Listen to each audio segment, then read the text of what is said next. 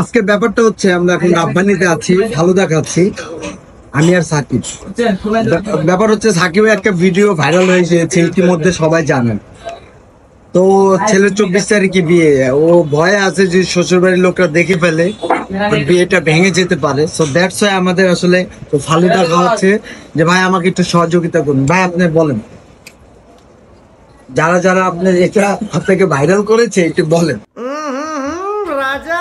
ভাই আসলে কি, আমি মাসুবার বিয়েতে গেছিলাম, তো ওইখানে আমার কিছু হারিয়ে গেছিল, ওইটা নিয়ে আমি খুব চিন্তিত ছিলাম।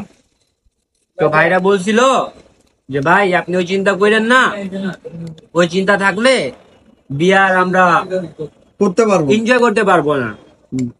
তা আমি ওই চিন্তা বাদ দিয়ে গাড়িতে যখন সাউন্ড বক্স ছাড়ছে না, তখন একটু ভিতর থেকে ফিলিংস আসছিল। তো এই ফিলিংসে আমি একটু উত্তেজিত হয়ে গেছিলাম। উত্তেজিত হতে গিয়ে লোকটা ভাইরাল হয়ে গেছে। আজকে প্রায় পুরো জাতি দেখে ফেলছে তার উত্তেজিত ভিডিওটা। এখন আমাদের মূলত ভালোটা এই জন্য খাওয়াচ্ছে, আমরা যেন তার ভাইরাল ভিডিওটা থেকে তারে বাঁচাইতে পারি।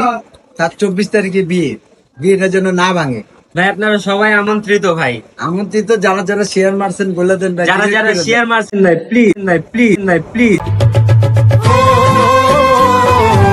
ভাই, যারা যারা শেয়ার মারছেন ভাই, আল্লাহর ওয়াস্তে ভাই 24 তারিখ আমার বিয়ে, বুঝতেছেন তো ব্যাপারটা ভাই। কেউ যদি দেখে ফেলে বলবে আহা এই লেবাজে তাই সে কি ডান্সটা দিল।